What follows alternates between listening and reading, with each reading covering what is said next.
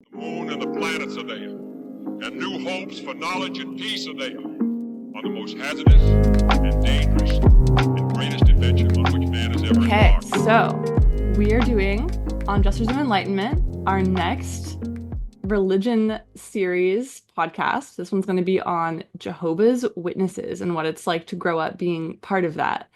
And we got Gailey here, we got John here, and we have the beautiful, the inexorable, the impossible to pin down Nadia in the studio with us right now. Oh, those are such high compliments. Thank you. The crowd goes fucking wild. Thank you both. So Nadia, you are someone who is not only John's fiance, which is how we have access to you to kind of do a quick record on an episode. So you know the format of the podcast and you're involved in kind of what we do here. But you also are one of the only people I know who grew up Jehovah's Witness. So Yeah. Yeah, this it's not something that I like speak about too often. All this is super exclusive. It usually takes me about a decade to open up to anyone, even if I've lived with them. But yeah, growing up a Jehovah's Witness was like very subtly traumatizing. I don't know if I can like really explain it because everything they do is very subtle, but it's I just remember it being very high anxiety about everything that you're doing. Everything needs to be perfect and modest. I think it was a bit more anxiety for me growing up as a girl in that religion and also in the South. It was like a triple threat match for my individuality and my personality and both my parents being perfectionists, my dad coming from Hispanic culture, it was just a quagmire of everything that goes against what I want for myself. Um, yeah, just anxiety and overthinking about everything that you're doing, lots of rules about every little thing that even as a child, I thought that they were really meaningless. And also outside of the religion, my parents always um, taught me to be very like think for myself and be a fierce, strong woman and never depend on anyone. Like you'll have your own life. But then when it came to the religion, it taught the exact opposite. So it was extremely confusing for me to either just go on the path that they're being taught to me and I'm getting punished for not following the religious path or go with the one that they're teaching me outside of the religion. And I mean, I was always in trouble all the time, always grounded, um, punishing myself for things that I shouldn't be punished for. I remember in kindergarten, when I was coloring, if I went slightly outside the lines, I would punish myself and start completely over again. And that eventually turned into holding my breath until I did something perfectly, because I felt like I did not deserve to breathe unless I did things perfectly. And it's not quite that bad, but I still like kind of get down on myself if I don't do things perfectly. But Well, it's a good yeah. thing in Jehovah's Witness that you have eternal life and that holding your breath was not going to result in possible death. Yeah, I mean, no, it's great if you die because you automatically get that like free pass to the afterlife when everything is good and the animals don't eat each other. You can like have a pet lion and no one ever dies. Siegfried and Roy would be very pleased with that. At least one of them. I can't remember which one. But I will say before I turn this over to Gailey, because this is her enlightened series on different religions. We try to give we're going about this in a balanced way, trying to give every religion their fair shake. This is not going to likely is not going to be that. I'm gonna try to be as balanced as possible because I know it wasn't all religion. That's why I was saying, like, culturally, with my father being Hispanic, my mother being from the South, and them just generally being crazy already.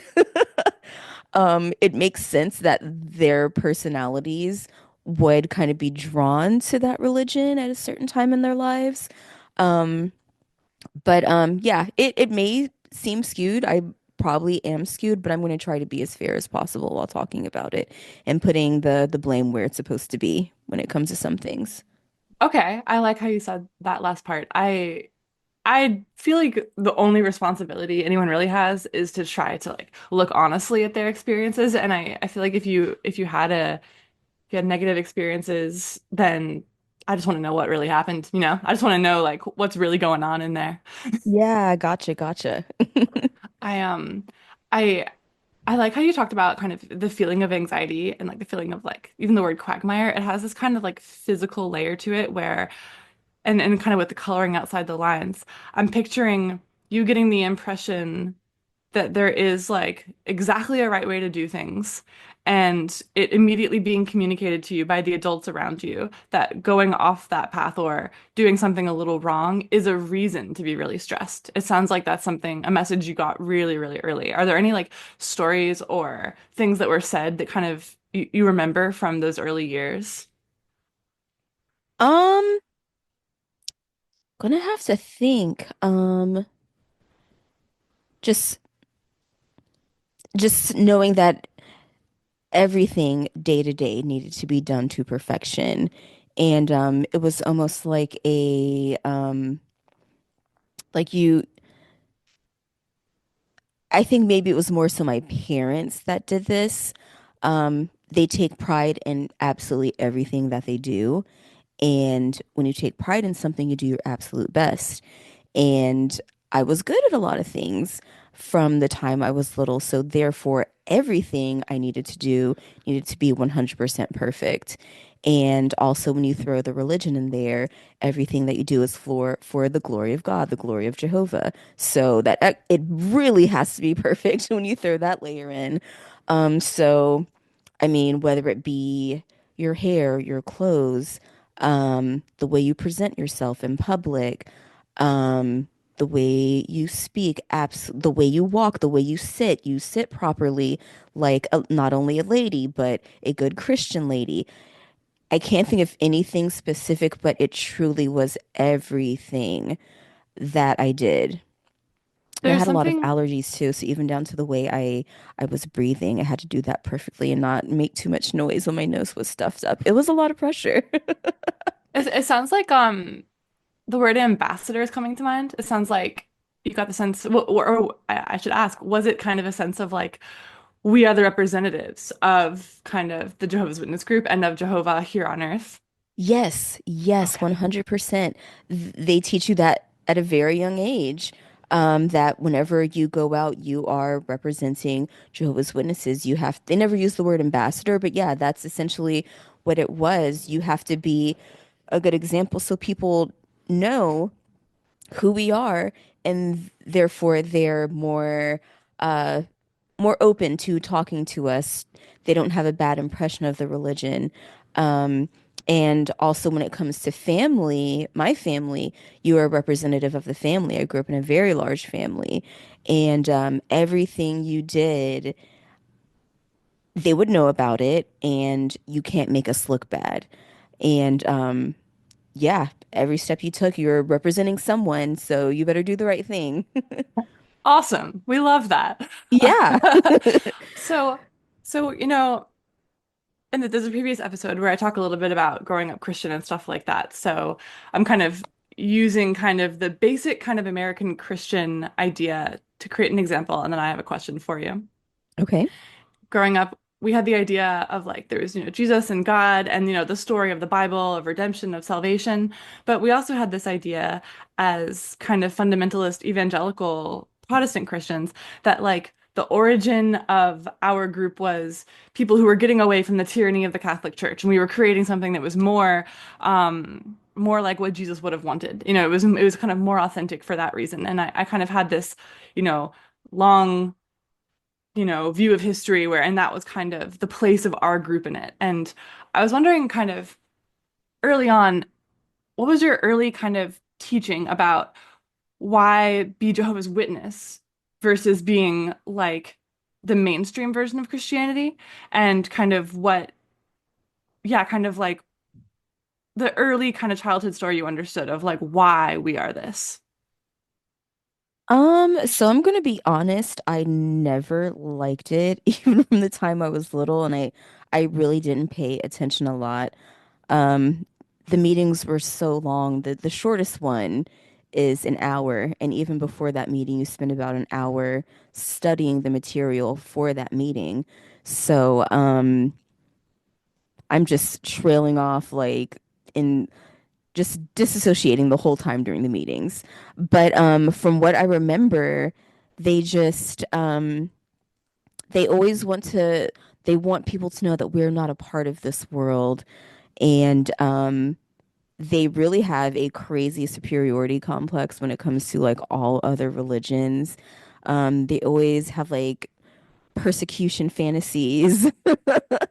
um, they don't want to be like anyone else.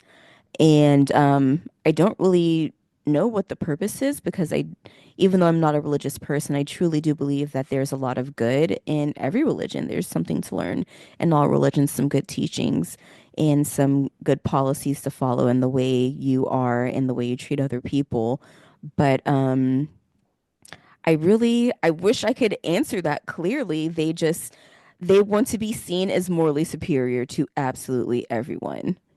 Yeah, Gailey, when I was watching some videos with Nadia, and I thought it was like interesting of how they divorced Jesus from the regular way in which Christianity depicts him. Like The he's just a Trinity? man.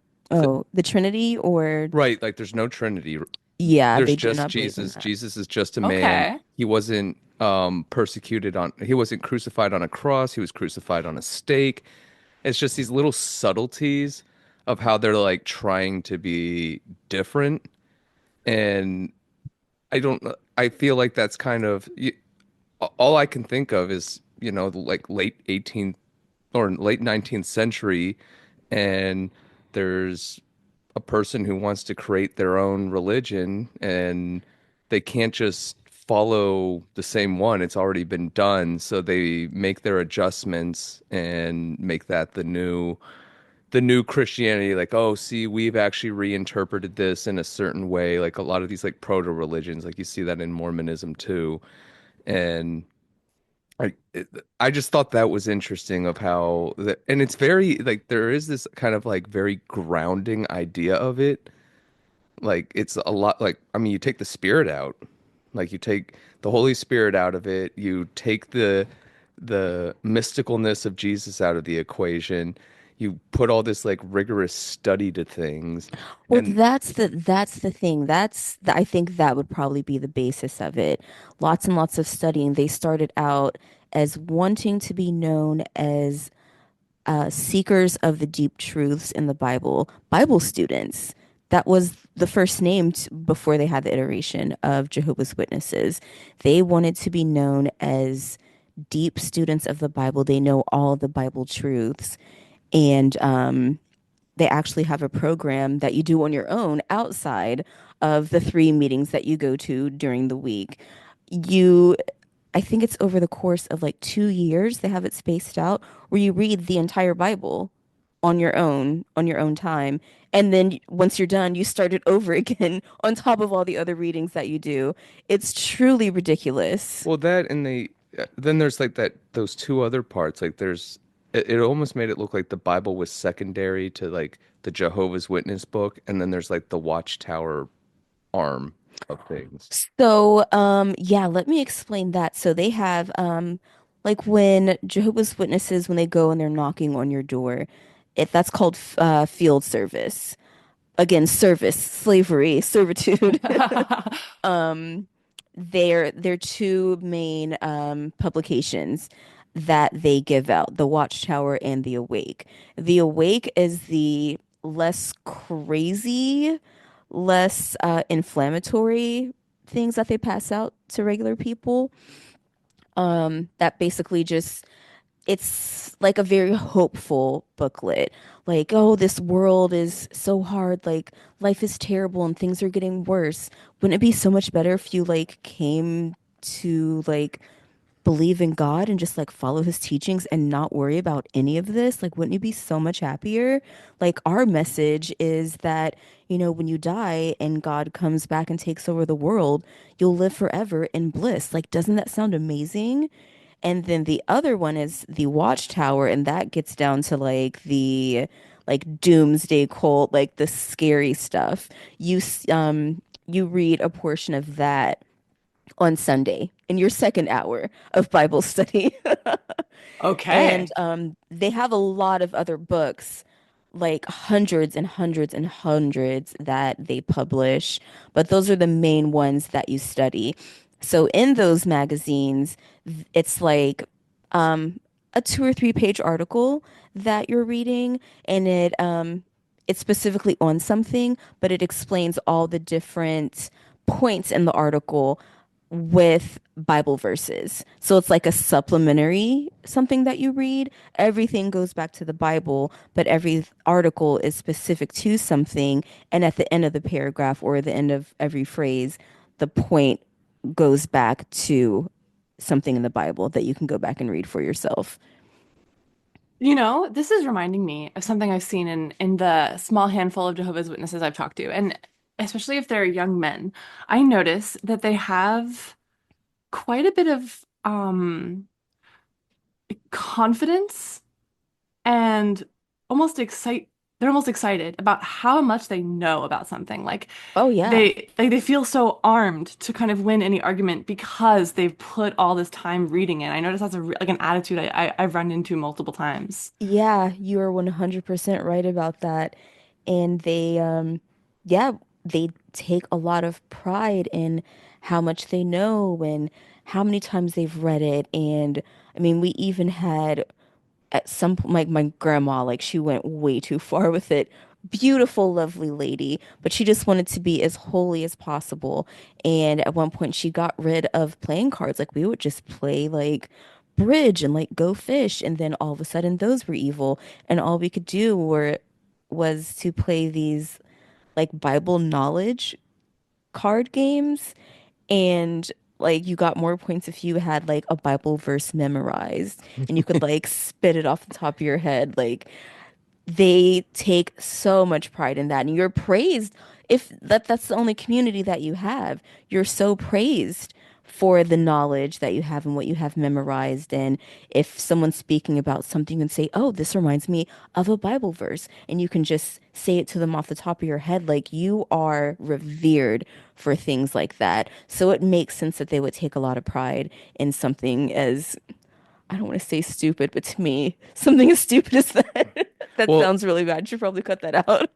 it's funny, Kaylee, because when you did the evangelical episode and you like painted that picture, I'm like getting a picture painted of like, like a kid, like, oh, we love fucking gold stars and like that, like that's satisfactory, which is kind of underwhelming when you think about it. But like when you're a kid, it's like, I didn't get unsatisfactory, you're so like, you so want validation from authority, and it sounds so baked in, like oh wow, and it's all through this through the church, like anything that you have done positive for the church, it's like, oh, Yes. great praise. What's the other side of it? Um, yeah, so that can be very jarring because the praise is so overwhelming. They don't, and I think they do this in a lot of churches. It's brother whatever and sister whatever. They're not just your congregants, they're your family. And when I was going, they were pretty big. It was congregations of what, 100, I think 200 was the biggest what's the word, congregation that I was in. And they overwhelm you with the love when you're participating and you're growing your knowledge and you are doing what they want you to do.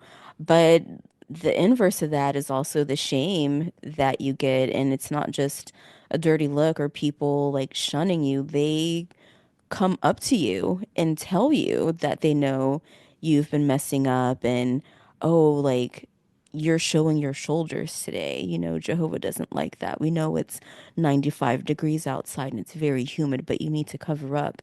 If you miss a meeting, you're shamed for it. People will come up and ask you where you've been, what have you been doing? Are your attentions elsewhere? Even children, like little kids, like, oh, like you weren't at the Bible study that I normally see you in. Where have you been? And you have to answer. You can't get upset. You have to answer honestly. The shame is absolutely unreal. So when you say you have to answer, like, how do they enforce that, or like what is it that is creating this sense of like if you are asked a question, there's you can't even kind of push it off, just be like, oh yeah, I forgot or something, like where you have to really like atone in that moment. Like there's this pure atonement for sin. Good old tattletaling and gossip. They are going to talk about you. Word is going to spread. The elders might pull you into a meeting.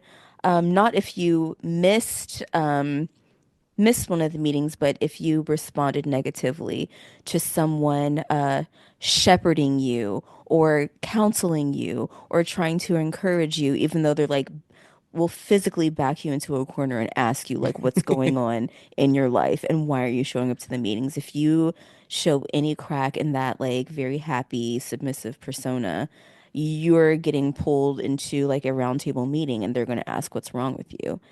And especially if you are a child, that's scary. Um, because not only are the elder, everyone comes down to you. The elders come down to you, then they talk to your parents, and you're going to get punished severely for not following the path. You're bringing shame upon your parents. You really have no choice but to get in line, or your life is just miserable. So And it sounds like, Kaylee, oh, yeah. I just wanted to add one thing for you that I don't think's been mentioned yet, is the idea that in Jehovah's Witness, you're a slave. Oh, cool. Awesome. That is an enforced thing. Just to Yeah. It's biblical. I know there's that verse, like I am a slave to Jesus Christ, and it's like the new identity thing, but it sounds like that was really, really taken on by this group. Oh yeah. Oh yeah. I can't remember if they like the congregation, they are the sheep. So you just listen, and the people who have like the authority or like the governing body, I'll get into that later. But it's kind of like used interchangeably, whether it's like the whole like group of Jehovah's Witnesses or the leadership. They're called the faithful and discreet slave. And it's such an honor to be called like the humble sheep or the faithful slave. That's what they refer to themselves to. And it's like, oh yes, like I am such a sheep. I'm such a faithful slave. It's like really horrifying when I think about it. Yeah, it's really interesting how like religions will do that. They'll be like good is bad, up is down, slavery is freedom. Like Yeah. um it sounds like it sounds like one level of social control is something you mentioned where it's like if you do anything kind of out of line or you get upset when questioned or you're not meek and humble, it sounds like your family or those who are associated with your family might draw some ire. Like like a kid feels like everything's going to go wrong for their little group socially within the big group if they mess up. Is that a thing? Oh yeah, for sure. And it's really just another mechanism of control because you are not allowed to do any type of association outside of the congregation. You can be friendly, you can make friends, but the only reason why you are friendly and pretend to make friends with people is for the to open up the door to try and convert them or witness to them. That is the only reason why you talk to these people. And you're taught from such an early age to keep to yourself and only witness. Even in kindergarten for like show and tell, you take the magazines and you witness to your teacher and to your class.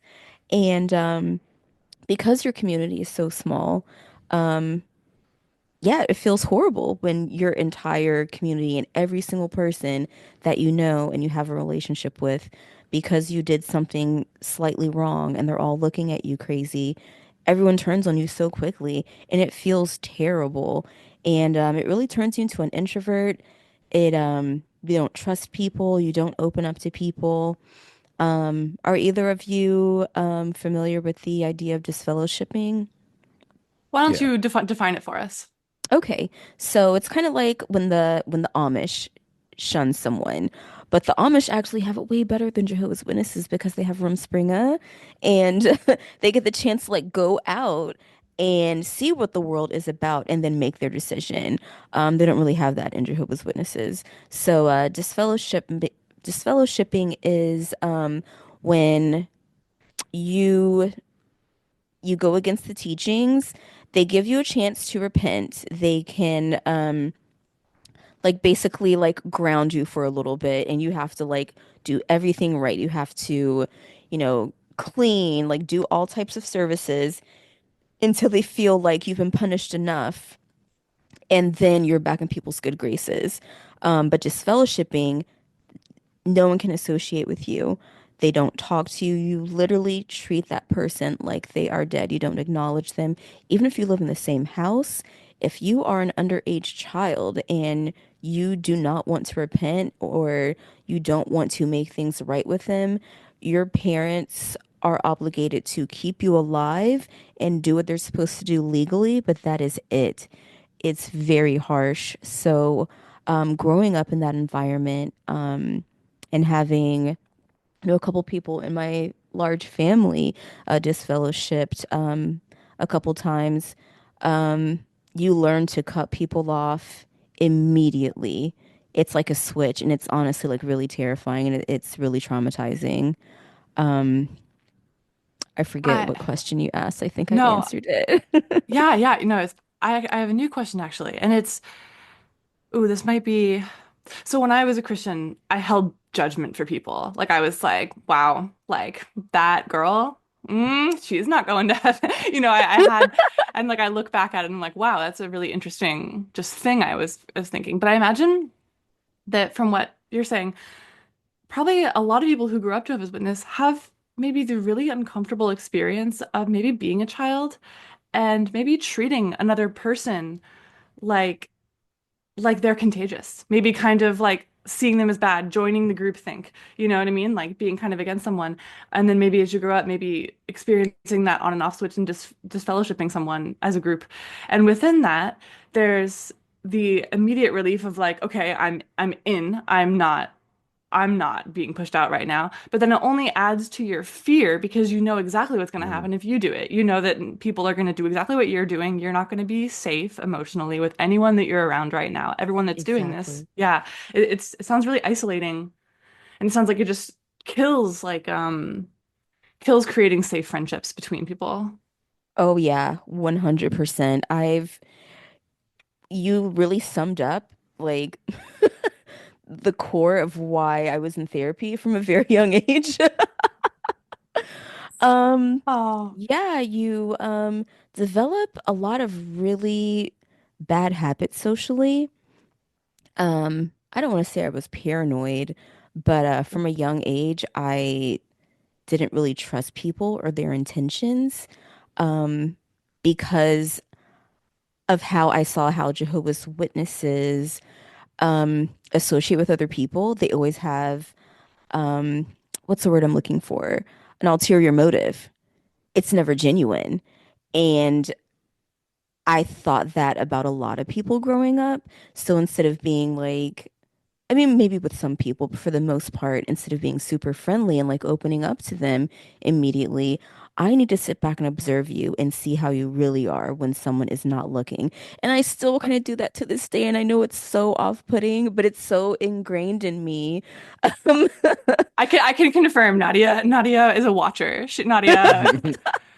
And it's like I it's need to. actually it's kind of cool. I feel like I'm like oh, Nadia is not gonna just like play the simple social game and like go, overboard to make a, to da da da. Like Nadia's chilling and just seeing what's up. And I always thought it was cool, but now that I know it's from trauma, I'm like, oh, that sucks.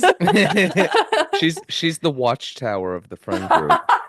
Oh, Sauron's eye. I'm just always looking for some bad behavior that I can call out like in my mind when I'm by myself. Run back to the fellowship and let them know that you have found out that Brother John has sinned. that's But yeah, so much. Yeah.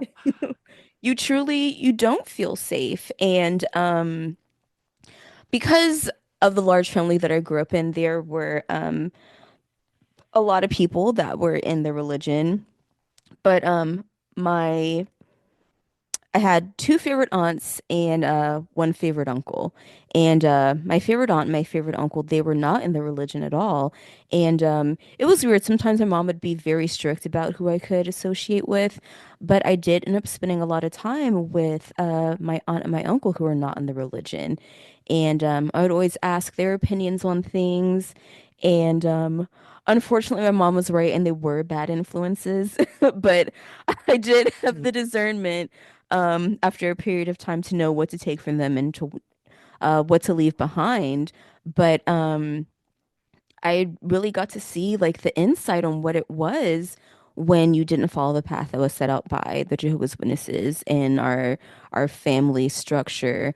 And my uncle was he never got baptized because he knew it wasn't what he wanted, and he didn't want to fake it. He's not a people pleaser, and I tried to more so follow his path. And my aunt, she followed the people pleaser route. She was the baby and she was the favorite. And so she just kind of fell into it and she did the quote unquote right thing and got baptized like she was supposed to. And once you get baptized, you're handcuffed in. Like Oh no. you have no freedom. And that's when she got disfellowshipped and we didn't talk to her. I mean, she got married, she had children. Um, we were not allowed to participate, to associate with her, be seen with her. It was awful because I love my aunt so much. And it wasn't quite the same with my uncle because he never got baptized, so therefore he never got disfellowshipped. And it's so stupid because they were both living like very degenerate lives, but because my uncle didn't take the vow to serve Jehovah, it was okay to associate with him. But my aunt broke her promise, and therefore she was like even worse. So yeah, I never got baptized because I saw that dynamic. And even as a small child, I thought it was ridiculous because I knew what they were doing, but there was no reason why one person was worse than the other in my eyes. Yeah, I feel like there must have been two, probably kind of like a shattered sense of consciousness within you. There must have been the side of you that was trying to do what was being told to you as right and was trying to think the way the in-group thinks and Mhm. to kind of be that good sheep in the herd. I totally get it. And there must have been Yeah. another part of you that was like kind of exposed to people outside of the group and kind of thinking this was ridiculous and hating studying all this time, and like disassociating. And like that I've noticed that like you either as you grow up you feel a lot of pressure to have one side totally take over. Did you ever go through a period where you tried to just let your good Jehovah's Witness side totally take over your consciousness? Oh, I did. You get me, Gailey. I love this. It didn't Oh. last very long, but I did try. I think maybe it was like 5 days. I got But you tired of tried. being grounded all the time. Oh well, that's how they'd get you is imprisonment. Yeah, I think it was probably like junior high, maybe like eighth or ninth grade. And I just I was very social. I loved everyone. Everyone loved me. I was doing a lot of people pleasing because I was always in trouble at home, no matter how good of a kid I was. And I knew that the place where I could get praise and love consistently from everyone was at school. So, I was good at sports and my grades were good and I was just so sweet and so kind to everyone and everyone loved me and I ate it up. It was disgusting. And it started to cause problems at home. So um and I spent so much time around my family. We all lived in the same neighborhood on my grandparents' piece of land for a long time. And we were always at each other's houses. And there was a lot of bad that happened, but there also was a lot of good. I loved spending time with my family. We had this like huge garden, and all spring and summer, we would plant things and we would pick them when harvest time came. We would can them, and we would spend time like in the basement, like in the second kitchen, like cooking and having big dinners together on Sunday. Like we had a lot of great times. And I'm the oldest of all the grandchildren, and I was supposed to be setting the example for all of my younger cousins. And I just got told so many times like how bad of an example I was, and how I like couldn't lead my younger cousins into being a responsible adult. And that one really hurt because I've always and still do feel very responsible for all of my cousins. And I got treated like shit for no reason. So I was like, all right, I just need to. I lied and told my mom I wanted to get baptized. And I like started like doing the studying thing, studying for the meetings, and like I remember I'd choose like a bright pink highlighter and I marked up like all the magazines and the books, my Bible, so people could see from like far away that I was taking it seriously. And I would go out in field service, and I went and bought some like extra long skirts like down my fucking ankles. Like it was so embarrassing. Oh, hell yeah. Yeah. And yeah, it did not last very long. And even my mom, I remember she like came into my room and she was like, "You are not getting baptized. I know you hate this.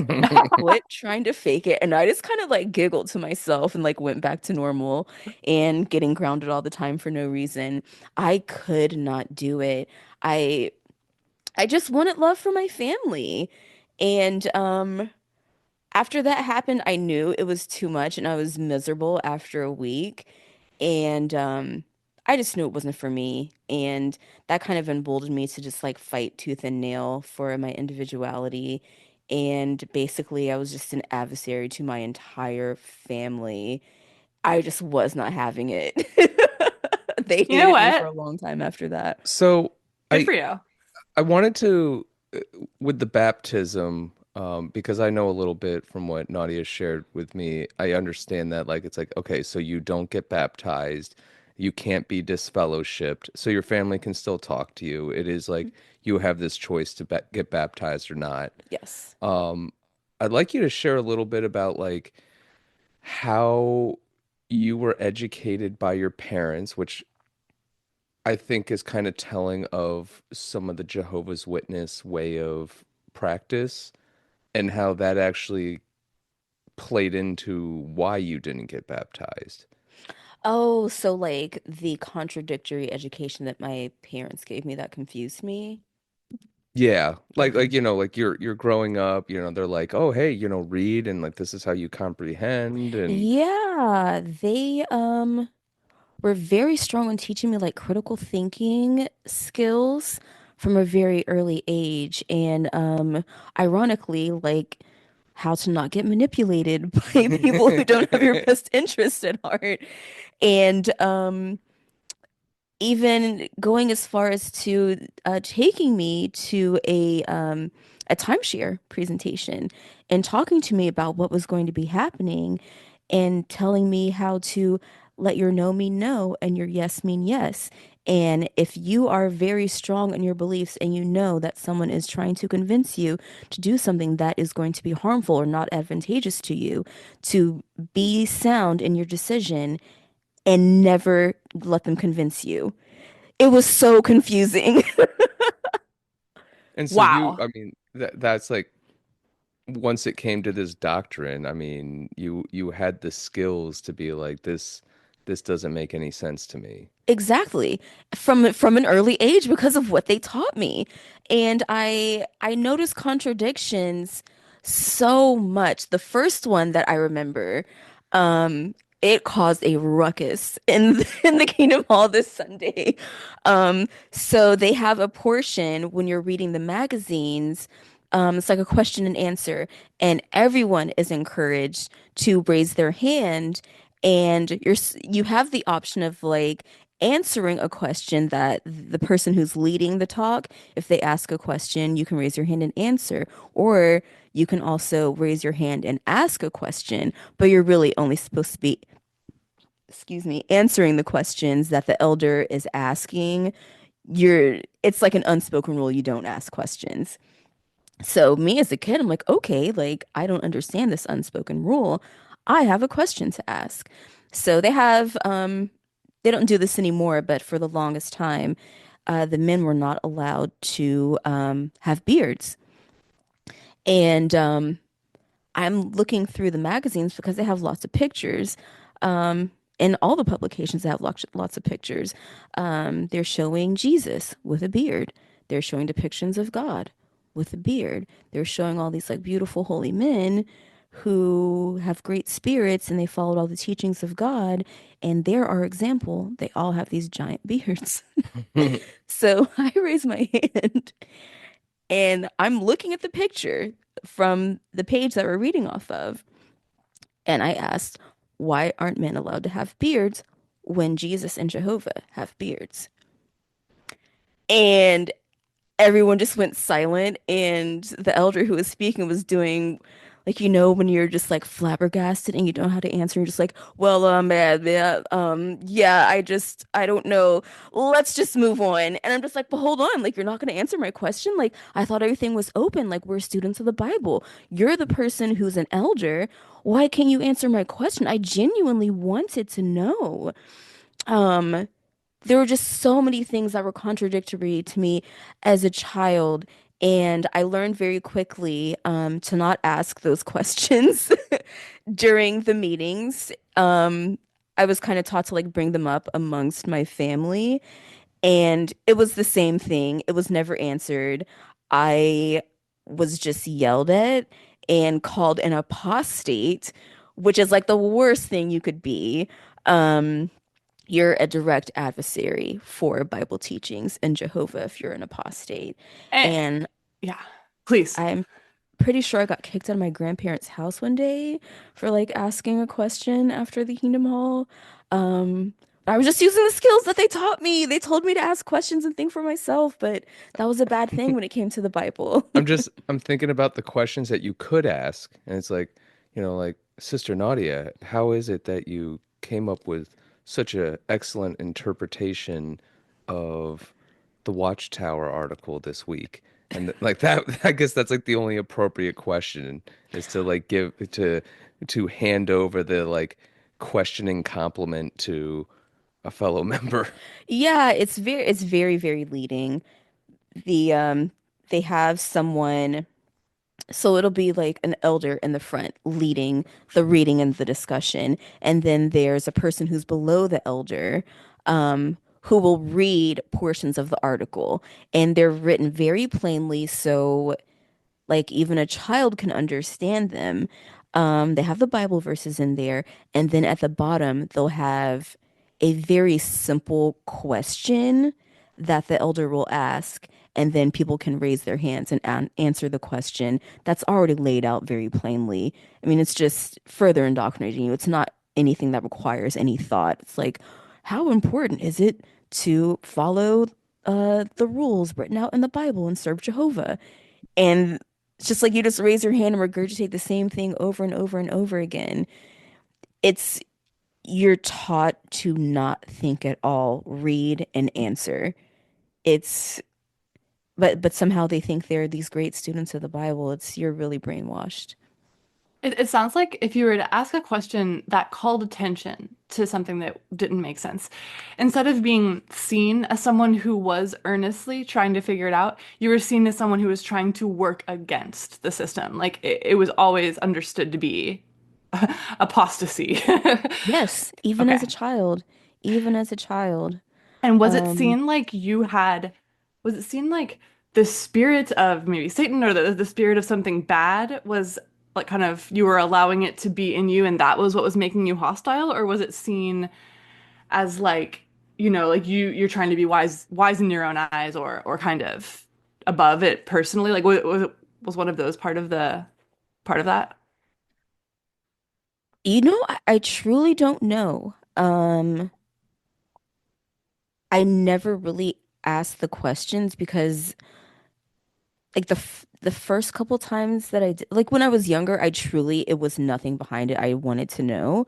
Um, Later down the road, I was asking questions to be an asshole. I have to be honest about that.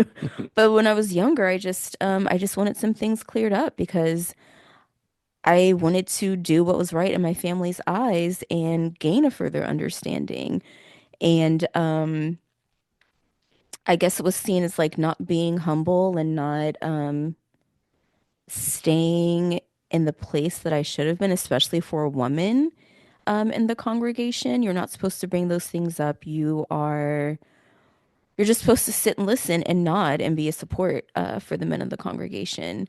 So I I'm just going to assume even as a child asking these questions, it was inflammatory because you're not supposed to do that as a Jehovah's Witness and especially as a woman bringing up something as contradictory as that. You don't do that. I don't know how they felt. I didn't ask and Why would you? Yeah. yeah. I actually want to go into gender, and I want to start it with an observation from something you said earlier. You talked about how like you were kind of being grounded, and you were being seen as like a bad influence on your cousins, and I find it really interesting that in religious groups, I observe that there starts to be a certain anxiety about children once they start reaching like puberty and stuff like that. I think it's because we understand that they're really about to start becoming their own person, and we start to like really Yes. stress. But I think a girl, I think as she's becoming like just more mature and as she's growing up, maybe younger kids are gonna think she's older and cool. You know that she kind of has like this like radiant power that she doesn't even know how to yield yet or wield. Like she has no idea, but you know that like it's there. And I just noticed there's so much more anxiety and obsession around kind of just the behavior and how to police it better at that Oh age. yeah, for sure. Yeah, they're definitely very hyper focused on the younger female congregants all the time, especially when puberty hits. Um, you are we're very we're taught to not be a stumbling block Mm. for the men in the congregation, not for the males to tear their own eyes out if they are sinning. No, it's on the females, it's on the girls, it's on the women to not create a distraction or cause someone to stumble. Um, I really don't know what the male experience was, but yeah, they're more so with the girls, you're taught to learn the skills to be a faithful and humble wife, um, Nice. a Nice. homemaker, be start learning the skills to be a good mother, honing the nurturing and the forgiveness and the again slave training. Oh God. Yeah. Yeah. So, uh, to paint the picture of like when you're little, and you were talking about how like your family all lived on the same block, and hmm you're down there in the basement or the bunker/bunker, We didn't have a bunker, unfortunately. uh, to like can things and sew and to become this servant of Jehovah as a woman. And I was like just kind of like thinking about like the way like you're the oldest, so you watch over the kids and how everybody's close. Do you see any like by design of the influence of the religion in the family dynamic? Or do you see that as like that was just kind of how your family was? Or do you think that was like influence, like the way everybody's close together. You guys are like, yeah, kind of um like leaning more towards like a homesteading family unit, separate from society. Gotcha. No, that's such a good question because I was thinking about that earlier before we got on. It's like, what came first, the chicken or the egg? Like, were my family like fundamentalists even without the religion, or did it come afterwards? Um, to be honest with you, I really think it came about because my mom's family was just poor. Hmm. They had no choice but to homestead. They had to grow things themselves. They had to can food. They had 6 kids, and my grandfather was the only one who was working. He didn't go to college. He went to the Navy, but he was the only one who was supporting everyone. And they did that so they would have food. And like with a lot of religions, I think they were looking for community, they were looking for support, and they were looking for, people who would help them emotionally with the craziness that was going on in their family. Um, I think it really just arose out of like Southern values. It's interesting because I guess one of the videos we were watching was like noting how like it's a disproportionate amount of people who are in poverty who Mm-hmm. are in Jehovah's Witness, Mm-hmm. and I almost wonder they're building a pride around a humility, a slavery, like how great you are that you have so little because you need so little, and Yeah. like there's therein lies like I think one of the mechanisms that is attractive to someone who's not doing well. I mean, like of course there's Yeah. like this like dogmatic idea of love and family and connection that's like with any Orthodox religion is, Yeah. you know, just a word. It's not something that's like really actionable in those in those groups. It's very performative or it's it it's got like a back end to it. You know, Mm-hmm. like you're never safe.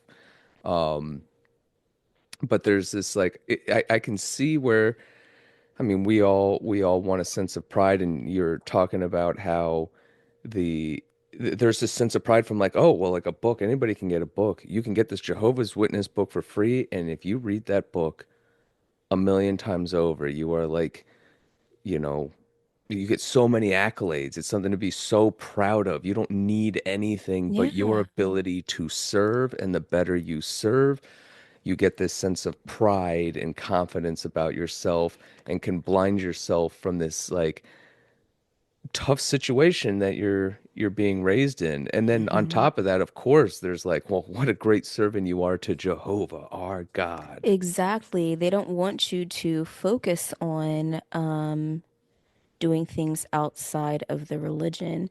They call it storing up treasures in heaven. Have you heard that before, Gailey? I've heard that kind of the Bible verse where it comes from, but that wasn't an emphasis for my childhood, so that's kind of new. Yeah, it was very much an emphasis. Also because it's a doomsday cult. Um, we are not going to be here for very much longer. So why would you focus on your career? Like the world is going to end any day now. So you need to focus on getting yourself everlasting life, making sure you get your children everlasting life. There is so much to do in the work of Jehovah. You cannot focus on building your career or going to college or working those extra hours. If you miss a meeting, God may not resurrect you. Like Okay. it's, yeah. So we got to go into the doomsday thing. I wanted to ask one kind of question, which was like, or maybe make a note that I feel like people who've experienced poverty, or even just all kinds of things, or if they have like a tough background in any way, I get why the church of any kind of community would be so attractive. I actually think it's a really good human urge, like to say, like, I want my family to be different. I want my kids to be okay. I want my kids to grow up in this type of community with sober people who love to study. Like, I think that's hmm and when I've seen maybe Jehovah's Witnesses or other religions on the street, kind of, with like pamphlets and stuff, that's what they're advertising. And like, I don't know. I think it's so valid to be interested and want to get towards it. And then they do the flip on you where you get in, you read that first text, right? And then you read the Watchtower text, or there's and then Doomsday is happening any day now. Yeah. Yeah, they offer you a really false sense of safety um from the world because yeah, it is tough. There are some bad things going on for a lot of people and they really make you feel like you'll be insulated if you just, follow the word, stick with the congregation. Bad association spoils useful habits. When you study the word of God with us, you have good association and you don't have to worry about a lot of those things that you see in the outside world. And they don't let you know that if it isn't working for you, you can't get out. It ruins a lot of people's lives. And I think people being in poverty or not having a family, that can pull some people in. But also, once you get in and you start following the teachings, that also puts you into poverty. John and I were watching a video earlier, and they were praising this couple who had this nice house and nice things. And they were like, this is really nice, but I think we should sell everything and start going in the door-to-door service more. And they're like, oh, isn't this lovely that they put their focus on serving Jehovah? So I think it's kind of like half and half. Like, I know quite a few people who, I don't know how they got into the religion in our congregation. They were doing really well and they had nice cars. And this one guy, Brother Lively, he was so awesome. He had a construction business and he got shamed for being successful Yeah, because he wasn't humble. this video we watched, they they show them and it's the propaganda is just fascinating to watch. Here's this room and they've got decorations on the wall and a fuzzy carpet and a nice couch with a big screen TV. I felt like they really had to point that out. Yeah. And they both look at each other and they're just, because they're watching a Jehovah's Witness movie on this big screen TV. And this has elicited a conversation that they quote meditated on together, where they realized that, like, oh, we're already in service. We're going to, do we need all this stuff? And they sell their whole house and they go and get an apartment, this small apartment, and move in there. And then, of course, they're just the couple sitting there, just proudly standing next to each other, like, Blissful, even. yeah, they have given up their Wow. worldly desires and so proud of themselves. Very Yeah, they biblical, even very biblical. Yeah. they even have a hierarchy on how much of a slave you are to the organization.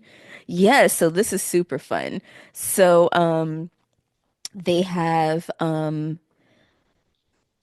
well, so going to door to door, they call that going out in service or field service.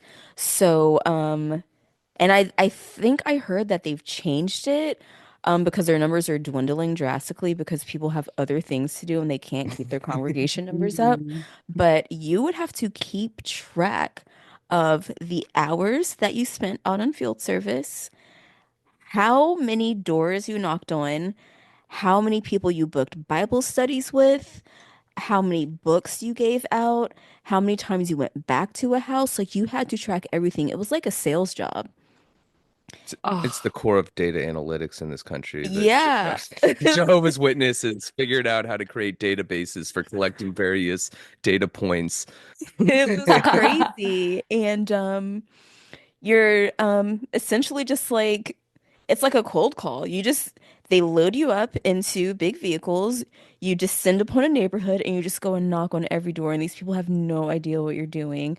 And so I will say this positive thing, going out in field service helped me so much when it came to sales jobs that I had before.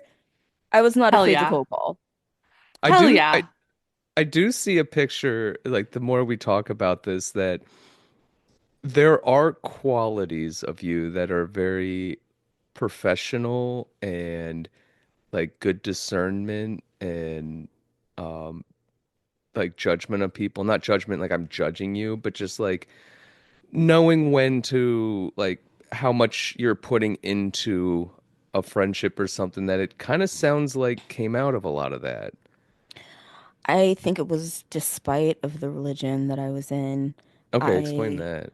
um because of how much you're manipulated and um people trying to like use you for certain things, and you think you're just having like a fun conversation with this like amazing like older sister in the congregation, and like, oh, like she's so much fun, and I found a friend because I can't have friends outside of the congregation.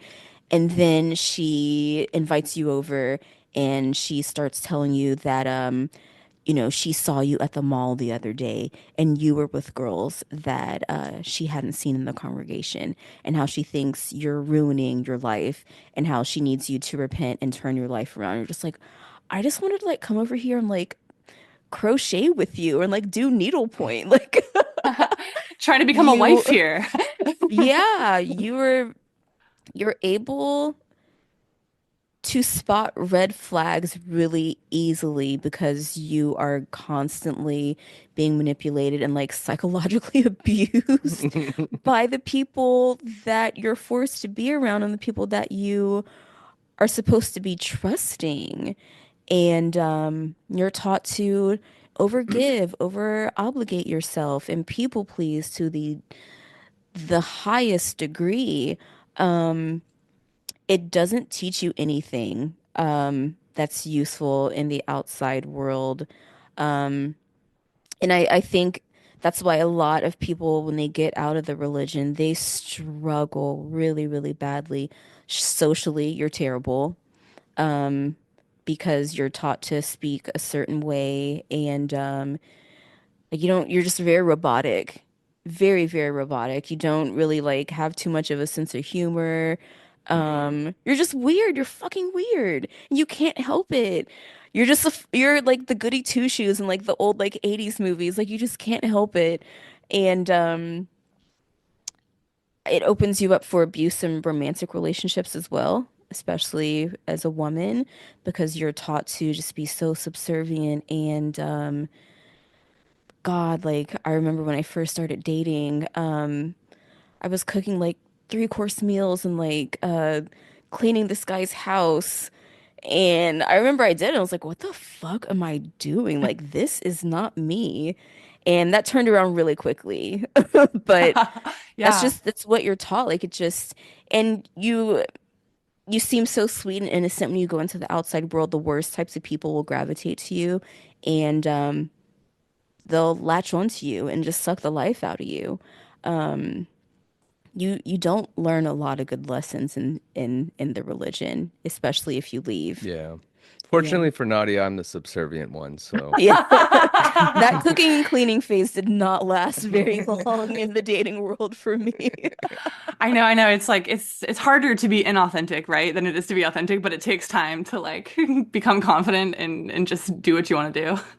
Yeah, for sure. It actually like I went the exact opposite way because I felt so stupid for, cooking and cleaning for this guy, and we had like just met.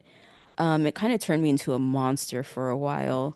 And with my observant eyes, I started to observe how guys would kind of like just be awful to girls and like pick out the one that they wanted to be terrible to.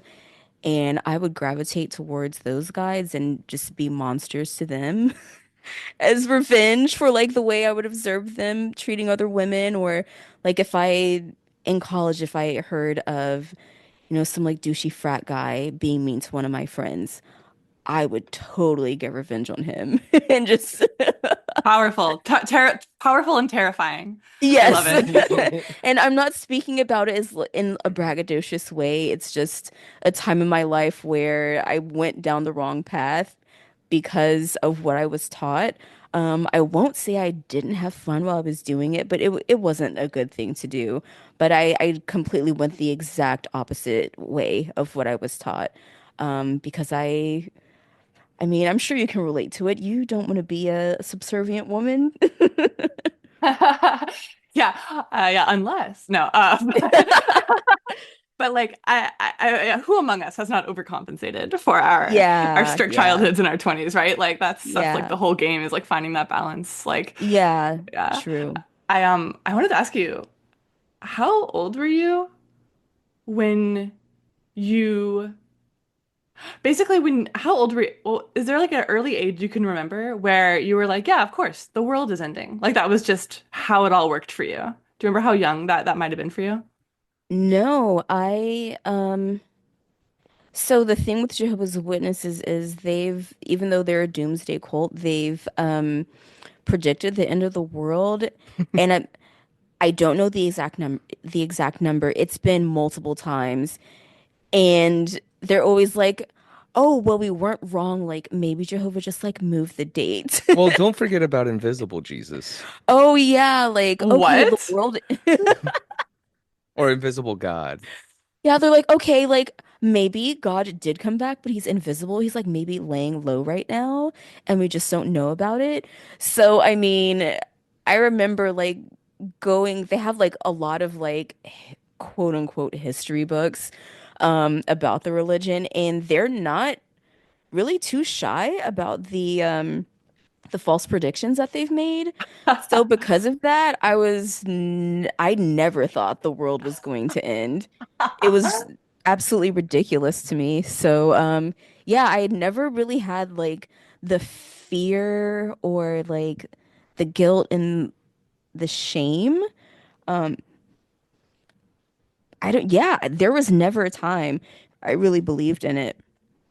Okay, okay, that's useful. And yeah, I know that there's a bunch of different things. I know that from someone I talk to a lot that like there's kind of this like like that meme where it's like Charlie from It's Always Sunny, like, in front of that schizo board, like connecting all those different things. I've Yeah. seen people talk like that about like the year 1917 and all these different kind of predictions and how the world, was supposed to go and what did happen and how God planned all of this ahead of time and you can see it. Um, you're probably surrounded by people who thought that way. Oh yeah.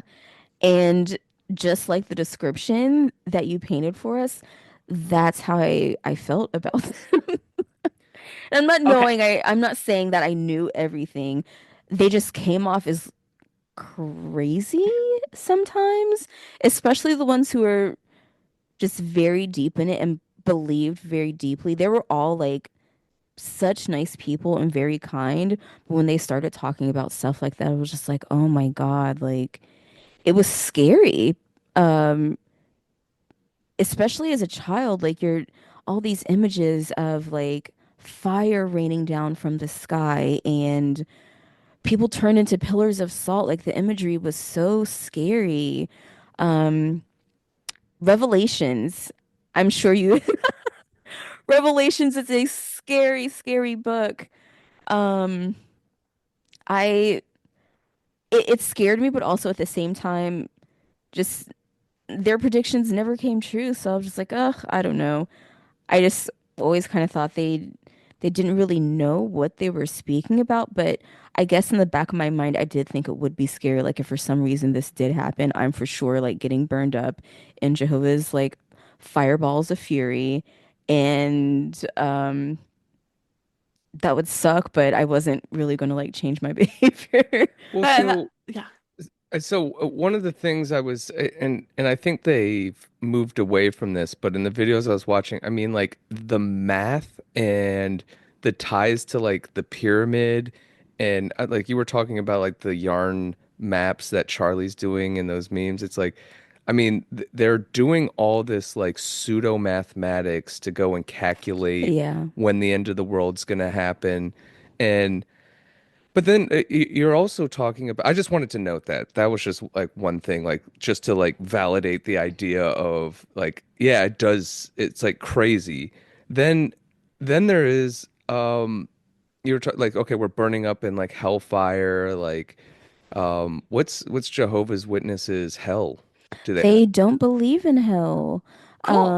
So like it's kind of interesting because their thoughts on death are not like a lot of Christian religions. They think that when you die, you just die. And that's pretty much it. There's no purgatory. There's no like heaven or hell immediately afterwards. They believe that if you were a good servant of Jehovah, that when he comes back and he takes the world back over and cleanses it of all evil, there's the, I think it's called the Great Resurrection. And this one doesn't make any sense either. Everyone who has ever died, you've been cleansed of your sins, and everyone who's ever died on the earth is going to be resurrected, including like Hitler, like all these horrible dictators. So then what's They've the been point of cleansed not of their celebrating sins. your birthday? Yeah. But then there's also a set of people called the anointed, and it's specifically 144,000 people. They will get sent to heaven and they will like serve at the foot of Jehovah's throne in heaven. And I don't know how they came up with that number. I think I looked it up and it was something like very laughable. Like they found a number in the Bible that was like significant and they multiplied it by itself and then they came up with Right. Because 144,000. 12 is like a significant number in like tons of these religions. Like So 12 12 times disciples or 12, let's something. add Yep. like, okay, we can't just have 144 people. I mean, God's got to have like a big party. So like 144,000, I think that should be like capacity for the God bar. I know you're joking, but that's probably like the That's the vibe, Maybe I yeah. should come up with a proto religion. So but it's yeah, there's no heaven or hell. They don't believe in the Well, Trinity. there's a heaven. Well, yeah, but not in the traditional way, like as Got it. other Right. You're and serving not in everyone heaven. can go. It's the anointed. I don't think they keep track of like how many people it is. Like you can just wake up one day and be like, you know what, you guys, I'm anointed, just so you know. I'm like, oh my, that is amazing. This is perfect. So when they have their, they don't celebrate Easter, but they do a memorial for when Jesus was like tortured and murdered. cool. And they pass around unleavened bread. You said unleavened? Unleavened, like there's no yeast in it. Okay. It's not risen. It's like flatbread. Okay. Like a pita, I guess. I don't know. Healthy. Um, and they pass around wine. And everyone who's not anointed, it's so dumb. You like pass it like through the aisles and you like look at it. And you have to be like really careful and like be really, really silent as you like pass this bread and wine around. And you have to like do deep meditation while you're like looking at the wine and the bread. And then if you have an anointed person in your congregation, they get to like have a nibble and have a little sip, and everyone like stands up and like stares at them, like They have a sip of wine and a piece of bread. They should have everybody else like add different toppings to the flatbread, and then the anointed like get slices of pizza, like the pizza party, the John, this is a ethereal. really serious thing that they do. That's it, John. I don't think you're anointed. I don't think an anointed person would say that. Nope, nope. I had a dream. So I was gonna ask, like, so we touched on gender a little bit. I gotta know, is it just as easy for women to get anointed or say they're anointed as men? And are women allowed in positions of leadership? So, number one, the only person that I have personally known who was anointed was a woman. Um, I don't really know much about her. Cool. Um, but yeah, I don't think that's an issue for women. Cool. Positions of leadership, absolutely not.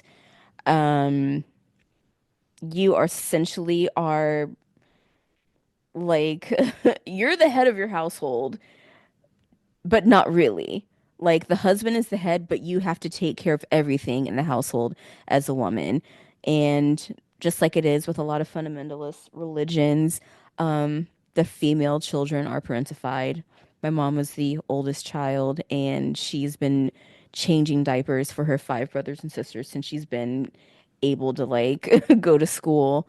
Um, so it sucks because the women they're the backbone. They run absolutely everything, but you are not allowed in any positions of leadership. Um, Within the hierarchy system, you can kind of move up, but it's not really positions of leadership. So you can become A pioneer, that's a person who dedicates a lot of time each week going out in field service trying to convert people. Um, Anyone can do that. There also is this place called Bethel, and that is basically like the worldwide headquarters of the Watchtower and Track Society. And it's like this huge like printing facility. I don't know how many people they have there. I think it's close to 10,000 people, and they're literally just servants. They're printing books and like organizing things and um making plans to build new kingdom halls. There also is a farm a couple hours away where they grow all the food to feed the people within Bethel. And Bethel is like the highest that you can get for males or females. That's like if you're like really a true Jehovah's Witness, that's what you want to do. Like you want to get to Bethel and like you get so much praise for that. Your parents get so much praise for that. Like, oh my God, like you raised a Bethelite. We heard that they put in an application to go to Bethel. Like, oh my God, it's like getting into Harvard. Wow. It's crazy. But again, you're just like a servant of a servant of a servant. Um, when it comes to women, just on like the base level within the congregation, you're not allowed to like lead any type of discussions. You're not really allowed a lot of duties other than cooking and cleaning and being the gopher for the men in the congregation. It's a lot of opportunities for the men, but for the women, gosh, like even in like personal Bible study, my grandmother was really great at converting people and getting people to do Bible studies with her. And I remember I used to go with her sometimes. And one time we went, it was my grandfather, my grandmother, and myself. And for some reason, my grandfather was not leading the Bible study, and my grandmother had to. I don't know if he was like sick or something. I can't remember. It was a really long time ago. But she had to cover her head as a sign of her humility for my grandfather being there and not leading the Bible study. My grandmother killed that fucking Bible study. She was so awesome. She was way better than my grandfather. And she still had to like her whole like body language changed. And I remember asking her about that, and she took so much pride in like the humility that she had. And of course I can tell her like she was such a dynamic like speaker, and like the way she like painted the Bible stories and like nurturing and the way that she was teaching, like she was amazing. But I remember she was like hunched over and like literally physically making herself smaller while she was doing this because she was in the presence of a man leading the Bible study. So yeah, it's not a lot of opportunities for leadership, but lots of opportunity to farm praise from people. So this means that if you're a woman and you've shown your shoulders or you've had a disagreeable attitude or you haven't shown up to service for a while and you kind of agree to meet with the elders, that means you're sitting at a round table full of men who are like fully ingrained in this reality. Yes. And I've never been in any of those meetings where I was like questioned heavily. Um, but they ask you like very like deeply disturbing and like invasive questions, especially when it comes to like inappropriate behaviors. Um, I've read horror stories of them asking like just wildly inappropriate things. They want to know every single detail. And there never is a woman required to be in the room. You're at a round table with a bunch of men. And they're not subtle about it. No. Like, I mean, it's very explicit. Like the text will say, like you are, like there's something in the Bible where it like says men are the head of the woman. They even Hmm. had a video we watched where one of the governing body was explaining how women's brain or craniums are 10% smaller, so they, are better to be in submission to the male and are not fit for such positions, and they should be so proud Yeah. to be in service to the men. And there was even a video where I think that was one of the governing body members who was like, he's like, oh, and she had a mouth on her, and then he does like a slapping motion, like whoosh, and Ooh. makes the noise, like, and I mean that's like not like some like candid camera kind of video. That's stuff that is like shared as like propaganda, and there's no like, oh, like you're a mercy, like, Yeah. you're the, like, they're not even pitching it as like, oh, you're like the backbone of this, like holding up, like they do that, but they do that after already like subduing you into this second class citizen within the Yeah. religion. It's in Genesis 3 when God's kicking out Adam and Eve from the garden, he says to as part of like Eve's punishment, not only will childbearing be really painful, but your desire will be for your husband and he shall rule over you. That's like word for word in the Bible. Yeah, it's tough.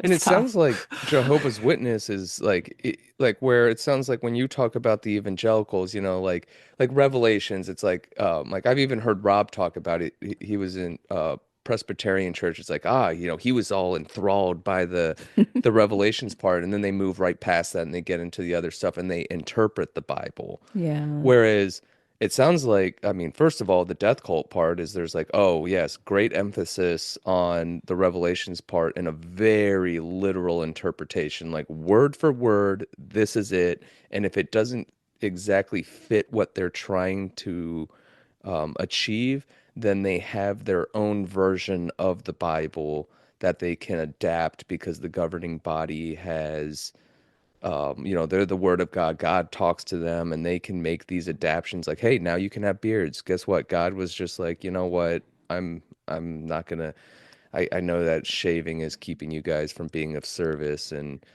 They wanna don't even try to find that kind of stuff in the Bible. They just make rules and like, you know what? Like the head of the governing body, this is the rule that he set out and we are faithful and that's just what we're going to do. They don't even try to hide a lot of things. it doesn't seem like it. It's Because they what always have sources and because they kind of like have a sort of a logical tone in their arguments. From what I've seen, it always does seem like, of course, it's backed up by something when obviously it's not. well, I would actually really like to speak to that because Nadia showed me a video of one of the governing body members talking, and he sits at this like it's like a newscaster's desk. They Yeah. always have this like screen behind them with like dots all over the world.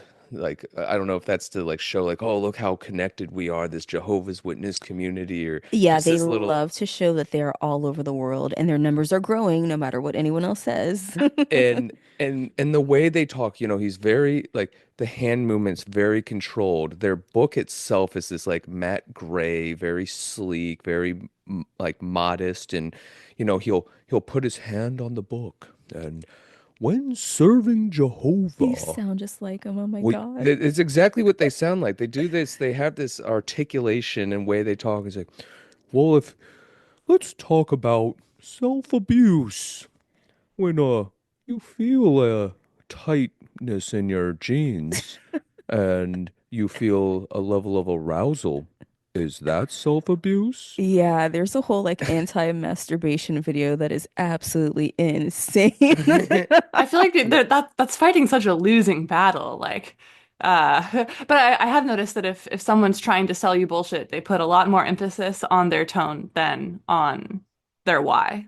1000%. And I just wanted to add that they actually, once you're moving up in the ranks as a male in Jehovah's Witnesses, they send you to something called ministerial servant school, where they teach you all of these things, how to speak, your hand movements, different phrases to use when you're shepherding, different ways to ask questions. Like it is full indoctrination. Like it's a reason why they all speak that way. It is amazing the levels of control that they've implemented, and how it's so explicit, the teachings of the tactics to control others.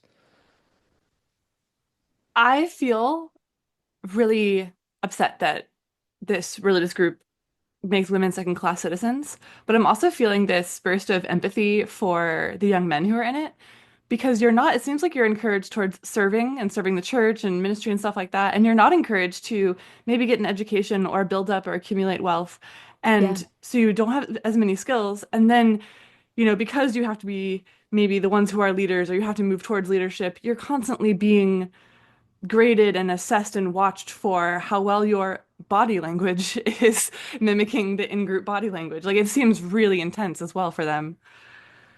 Yeah. Yeah, for sure. They definitely do not. I don't know if it's explicitly discouraged to go to college, Okay. but Okay. a lot of people don't go. I Okay. I know in my congregation, the only people who had college educations were people who came into it like later. They weren't raised into it. Um, in my mom's family, my mom's an incredibly smart person, and she wanted to go to college. She got scholarships, and she was basically told she couldn't go because that wasn't her path.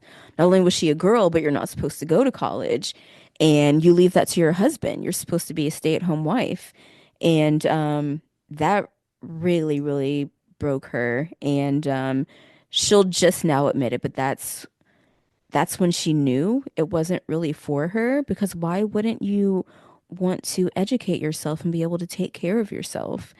And even with her first car, um, she had five younger siblings and she wanted like a sports car. Like she worked, I think it was like a couple summers and like right before she got her license, saved all of her money to get this car and she had like the exact amount that she needed for the car. And she couldn't get it because it wasn't enough room to fit all of her siblings. And also people get shamed within the congregation if they have small cars because you can't take that out in field service. You can only fit like, you can't fit enough people. We need to take like 10 people or 8 people to in the field. And that's very selfish of you. You cannot make any decision for yourself. And so I can't imagine the pressure that it would be for the men because it's not, again, it's kind of unspoken. You don't have to be the sole breadwinner, but I think it's probably encouraged for men to be the sole breadwinner. But yeah, you don't really have a lot of options, and you're kind of looked down upon if you're not moving up in the ranks, whether you become like a ministerial servant or an elder. And they require a lot of you once you reach those levels. And it's even more studying that you have to do. You have to counsel other people. You have to read, you have to know the Bible back and front so you can counsel people. You have to study so you can give talks 2, 3 times a week. It's a lot. And you also have to, somehow scrape up money to pay for your family.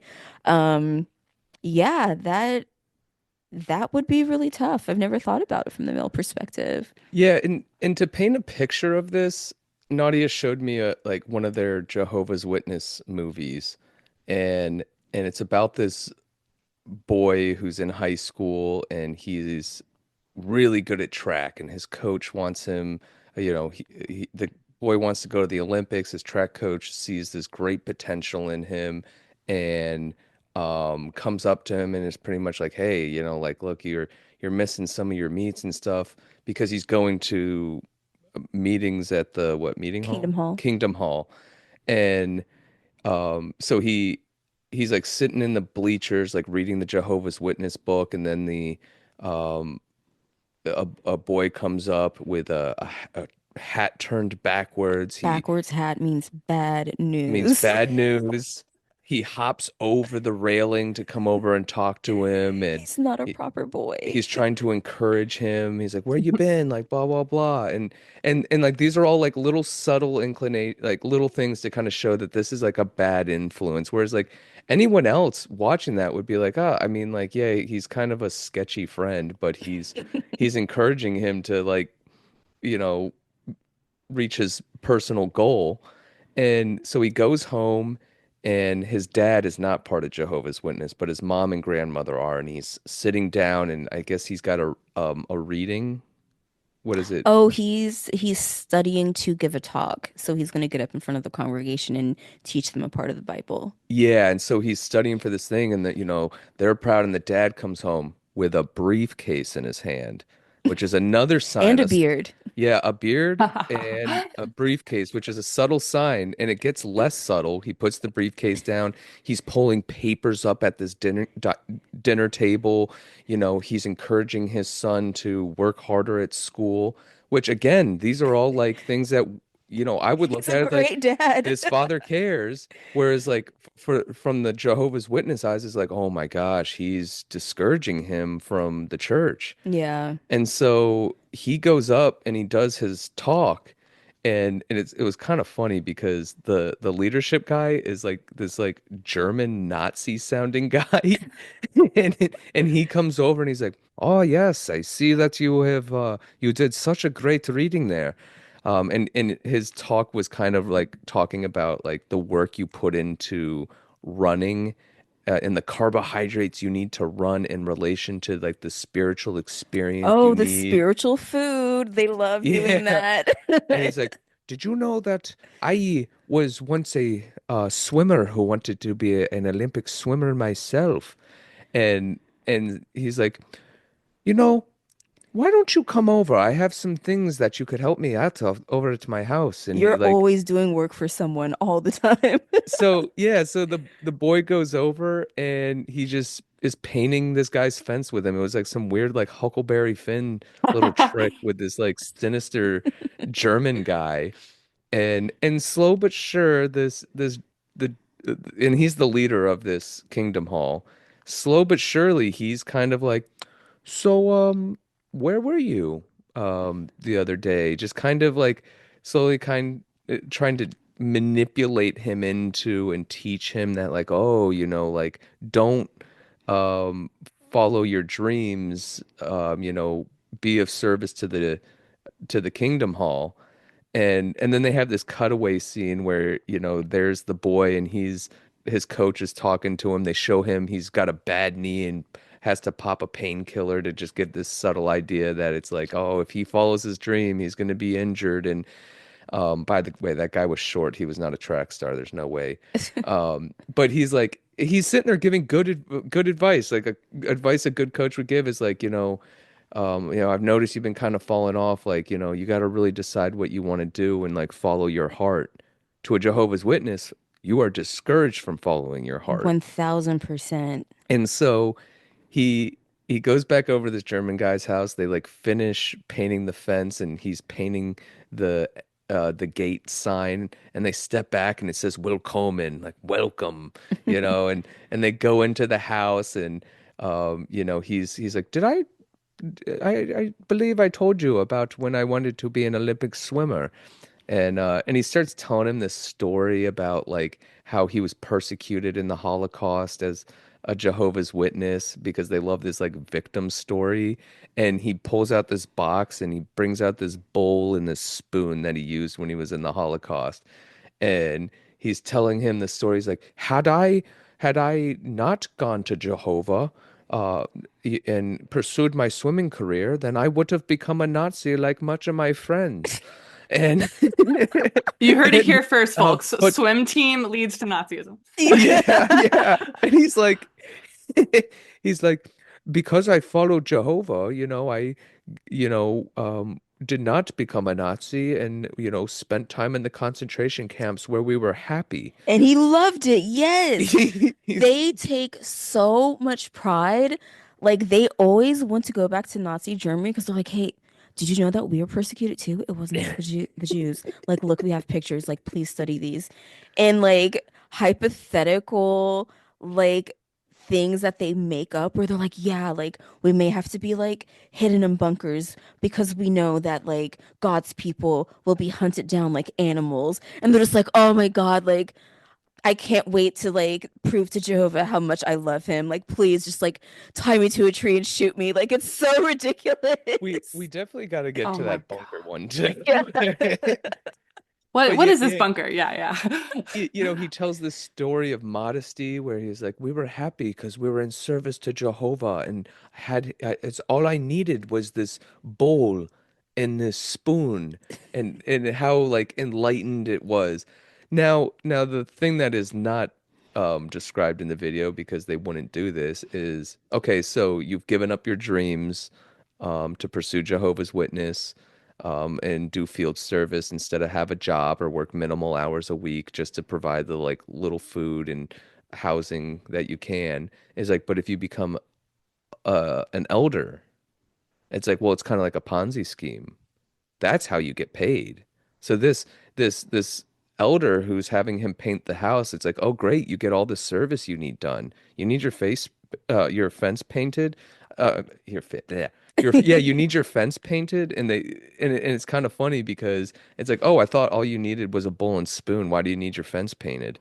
No, they I Bitch. don't know exactly how this works, but I know like there's a certain position called a circuit overseer.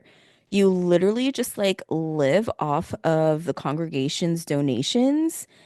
They pay for absolutely everything for you. And you just like drive around to certain congregations just to like make sure everything is good and like give a talk. And that's like a huge thing. Manipulate little boys to give up their dreams. Yeah, pretty much. Like, and like this, the talks are nothing different from you've already heard before, but like, oh my God, like the circuit overseer is going to be here. Do you have any family members who have like fallen off or like don't want to come? They need to come and hear this like very powerful talk. So you like are pressuring your family for like 2 weeks before the circuit overseer comes and all the women get together and they make this like massive after church meal and you're basically just like sitting around this man just like oh my God, he's gonna talk, like it's so weird. And that's always like it's super duper culty. But they also have these things called quick builds. So they'll bring the congregation together on a Thursday and they'll be like, hey, we are growing so much, we need to build a Kingdom Hall.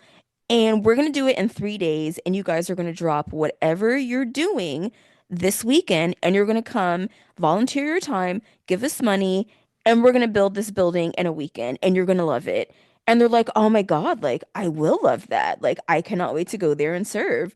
So, like, you're literally scraping your money together to, like, pull supplies, any tools that you have. You like load it up in your car. You drive like 3, 4, 5 hours away, and the whole family dedicates their entire weekend to building this building that they essentially, in a couple years, will just sell off and put it in their coffers. I've been a witness to the pride Oh yeah, of doing a quick build where I was shown pictures of the the concrete work. the concrete My work uncle, that who's was still a done. Jehovah's Witness. I gotta say, like I think of this with like Amish barn building and stuff. I'm like, I bet I would feel great working together with a group of people to Yeah. make something. It just seems like the demand is what makes it a little uncanny, right? The intent, right, that ulterior motive behind it. And of course, you don't have to go if you don't want to. You don't have to contribute if you don't want to. But once everyone gets back and they've all seen each other, they've all been working together, you get back to that Kingdom Hall on Sunday and you see the people who weren't there. So much shame. Like the social hierarchy is crazy. Like they make you feel terrible for not participating in absolutely everything. Yeah, that Yeah, that that constant demand, that like the high social cost, like the you have to put in a lot to kind of keep going and not be given shame. That seems exactly. and the story with your mom and the story with this kid and this, the video, it's just like it sounds like there's just like a million kind of personal tragedies that have like come to be because this high demand group. Yeah, it really is. I know so many people that I grew up with in my congregation who just really like failed to thrive, whether they stayed in or whether they got out. It's really sad. Like a lot of the people who stayed in, they got married super young because they were following the rules and they were just insanely horny. And they found a person that they went on like 4 or 5 dates with. They were solid with the elders. They don't have any like bad marks on their record. They get married, they're miserable. They end up getting divorced. If you get divorced and it isn't for like a very strict set of reasons, disfellowshipped. Yeah. I have known a Jehovah's Witness woman whose husband basically has left her, and she will not divorce him because like she just can't picture herself being someone who gets divorced. Yeah. Yeah, it's awful. And I have an uncle who his wife was insane. I don't know all the details, but I know she was very mentally abusive to him. And I mean, he's not that great of a person either, but she was truly awful. And he divorced her because he just couldn't take it. And he was disfellowshipped for, I think it was like a year and a half. And he was an elder when he divorced her and got disfellowshipped. And it was a huge scandal. And he like dropped everything to get back in the good graces of the congregation, did everything he absolutely could.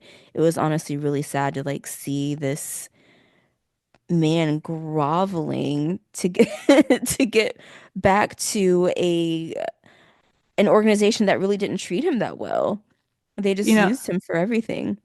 I want to take really quickly, just as an aside, I know that there's like larger scandals with the Jehovah's Witness kind of global footprint. I know there's stuff to do with like, different types of Hmm. abuses and stuff, but for this episode, we're just focusing on like Nadia's experience and kind of what you actually had around you rather than like Hmm. the whole, everything about Jehovah's Witness. And I actually have a question for you.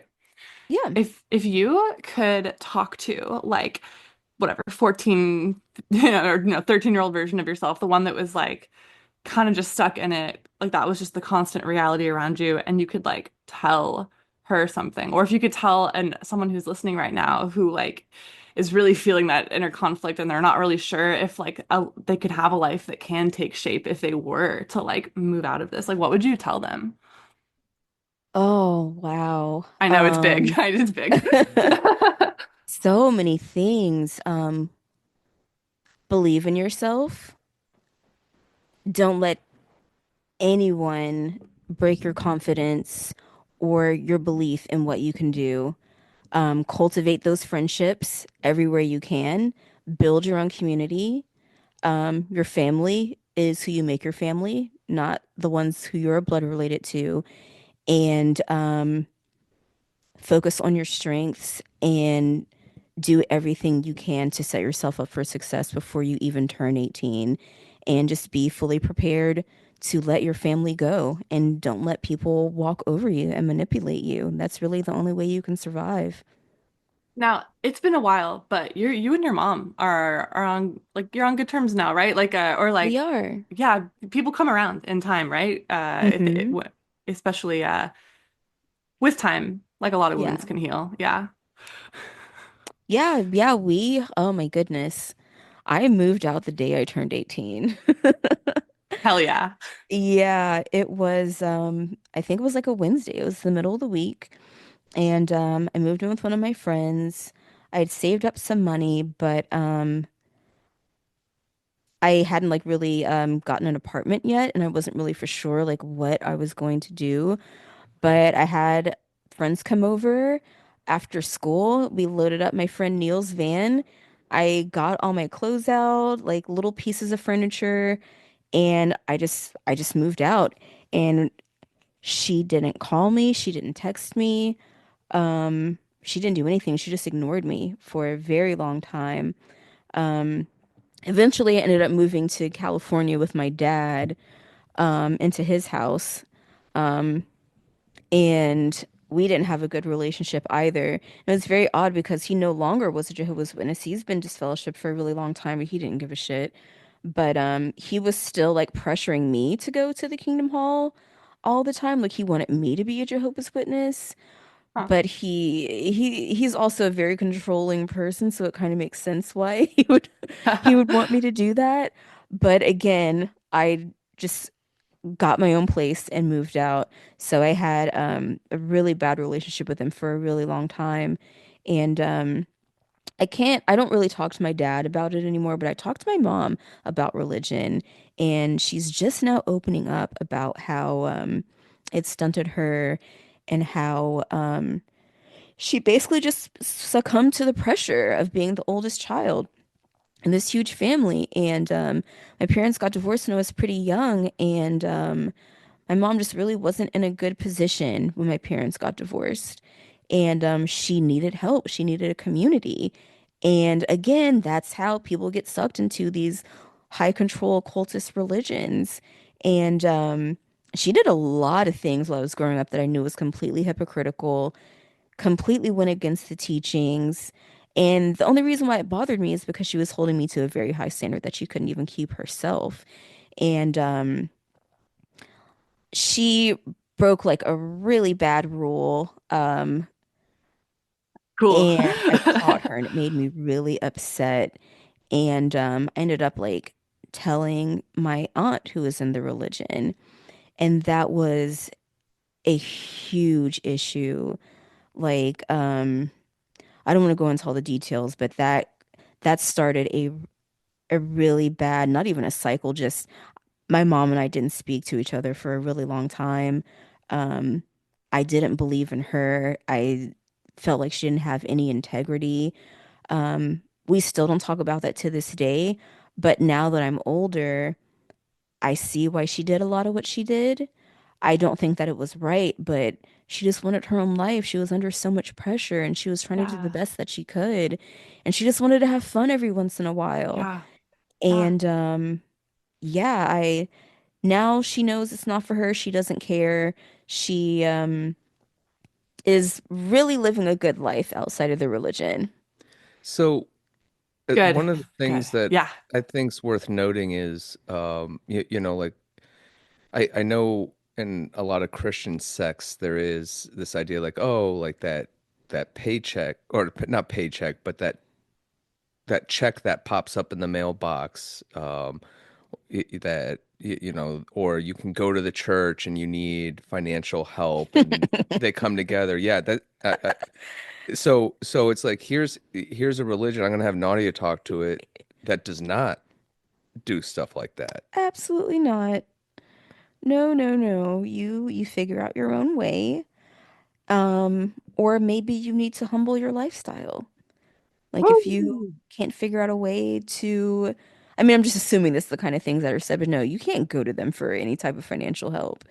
Absolutely not. The only people that can do that are the gentlemen who are higher up and who've absolutely like dedicated their lives 24 hours a day to that. But no, there's no financial help at all. They don't do, what is it, tithes? Is that what it's called? Oh Yeah. yeah. Yeah. It's not a specific amount of your like paycheck or your yearly income that you're supposed to give. They don't pass around a plate, but they do have collection boxes.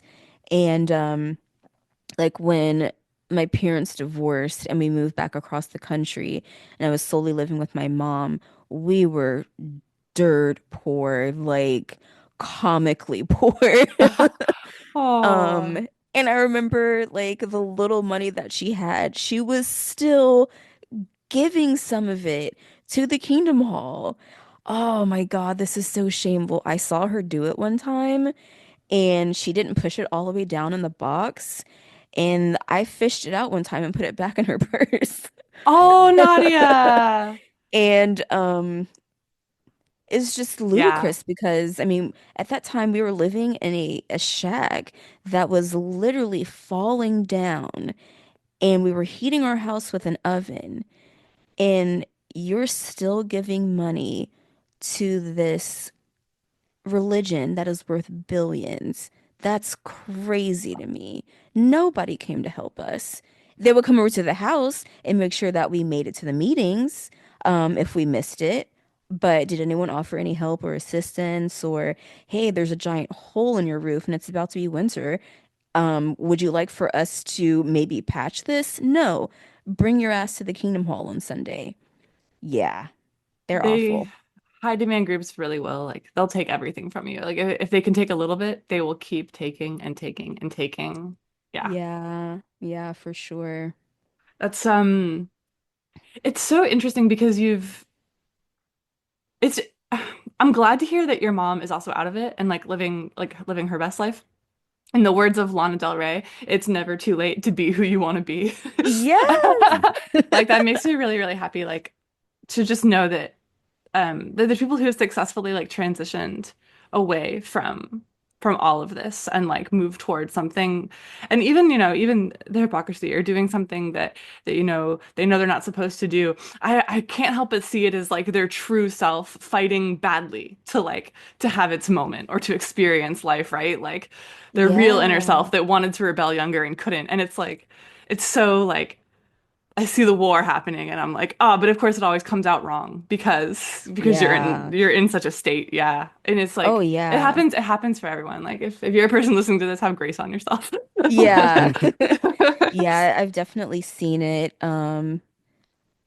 with gosh, like within the congregation that I was in, a lot of people got into drugs, bad marriages. That's a really common thing. Mm. Um, or just like I think probably the most common is just not having an education, so you just continue the cycle of poverty.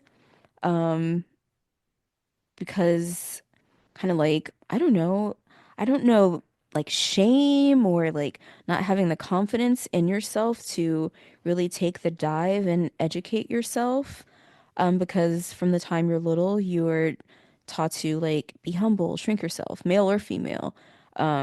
You're not supposed to want a lot. If you do go to school, go to trade school. Like um it Yeah. doesn't it doesn't do a lot for your self-confidence or belief in yourself. You're taught to believe in the organization and not focus on yourself. And I I'm sure there are some success stories out there. I The congregation that I was in a small part of southern West Virginia, but yeah, the generation that I grew up with, there is not a success story. Michael Jackson, Terrence Howard. They're Prince. all awesome people, like so nice. If I saw any of them today, I'd run and give them a big hug because it's such an odd experience that only you know and Yeah. only the people that you grew up with could relate to. And I I don't want to say it's all sad. It's just it was rough, and I I could see why a lot of people kind of like fail to thrive afterwards because of what's been ingrained in you and what's been taken from you from the time you're little and through your formative years. Yeah. Yeah, we're cheering for all of them. Um, Yeah. I know that we've been talking for a while. Is there anything we want to make sure that we like say or just get out before we maybe start to wrap up? I just wanted to add one thing to the Doomsday cult um part of it. I've been reading a book called The Denial of Death, and it's looking through the lens of how death is this thing through our life that is like having it as like the sole thing that drives us through life, like this denial of it. And they were talking about in religions where well, not just like our traditional religions, but like where like society's a religion, atheism is a religion, science a religion, like anything that's in the pursuit of creating something that outlasts your own time on this planet, like if it's a skyscraper or some concrete work on a group build or a big temple in the name of Jesus Christ, and is that there's this tendency in us to cling to these things that give us this sense of immortality, and it seems like Jehovah's Witness very much weaponizes that fear and uses it as a mechanism to keep that anxiety alive in people throughout their lives. Because in the book they talk about like, if you're w- if you have like good parents and um they raise you well, it's like we are anxious beings. We're always going to have these anxieties. It's kind of paradoxical that you do need to like repress the um the idea of death in yourself to like move forward in life, and that if raised in the right context, it's like you have this anxiety, but you function well. Like, like a friend dies or whatever. It's like, it's you go through a grieving process. But for a child like let's say outside of Jehovah's Witness who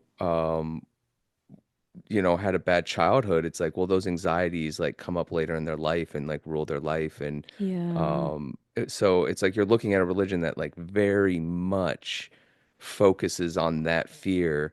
And it's Yeah. like, how do you go through that religion without being um maladaptive? It's you become like very anal about things, and you're Mm-hmm. all through the story you've been sharing is all these controls and these ways of just like clinging to this like idea of this like either, I mean, shit, if I was in that religion, it's like I'd be happy to just be on earth with like animals that won't attack me in the woods. I don't need to be in the God party, the 144,000. That sounds like like heaven in itself. Yeah. And but like, yeah, I mean, like, who wouldn't want to well, I mean, who wouldn't?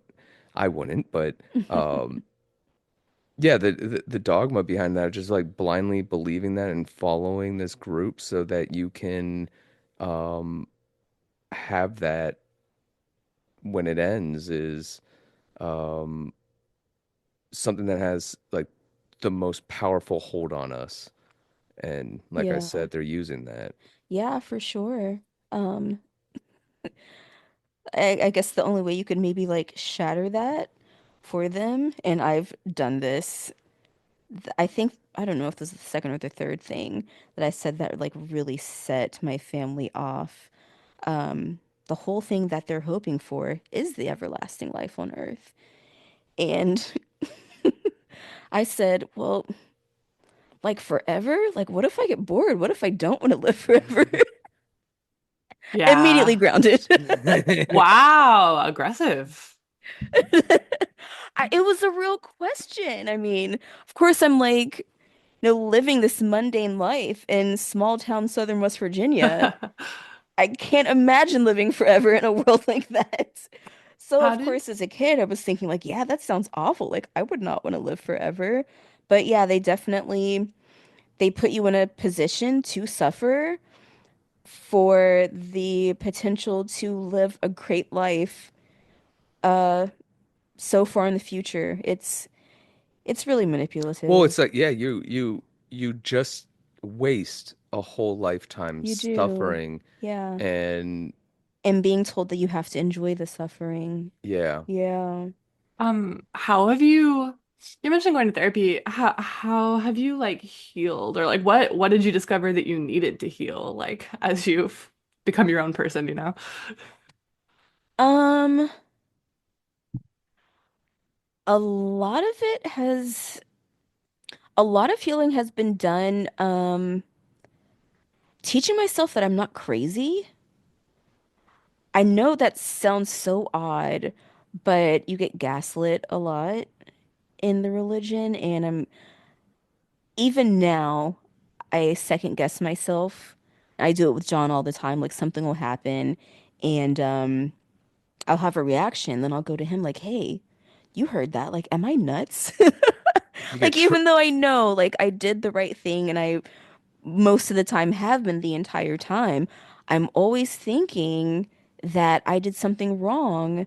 Um, of course, not always thinking that you're correct, but a lot of times your natural instincts and like the feelings you have towards people, like it's okay to get upset, it's okay to get mad, it's okay to, if someone makes you feel bad, constantly not want to hang around them.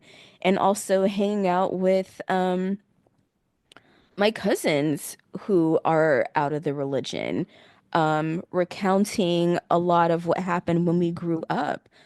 Because sometimes I'm like, am I remembering this correctly? I'm always thinking I'm wrong in the situation or my memory is incorrect.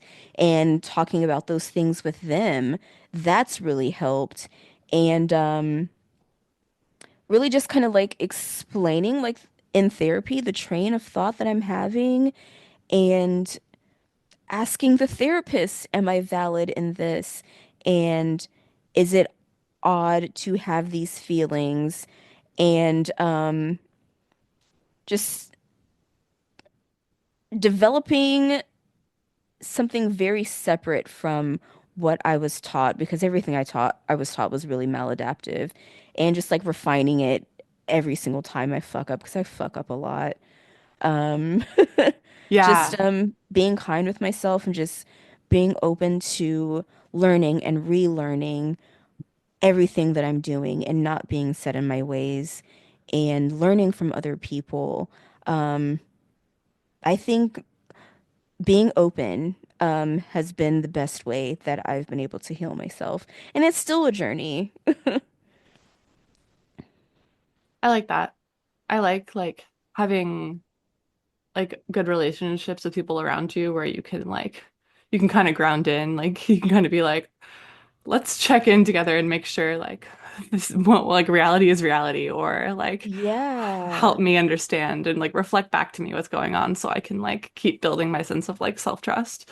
Yeah, having those solid friends that you trust that you know have good judgment and if you are messing up are going to tell you in a kind way but also like understand and give you good tips on like what they do to help in that situation. Good friends really, really helps.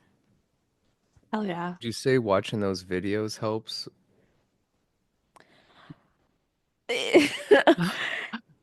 I maybe it does because it's really nice to show someone what it's like.